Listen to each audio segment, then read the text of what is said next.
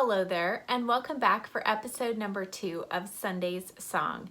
Today, being Easter or Resurrection Sunday, I've chosen a selection that is traditional and it combines 2 songs. It's arranged again by Marilynn Ham.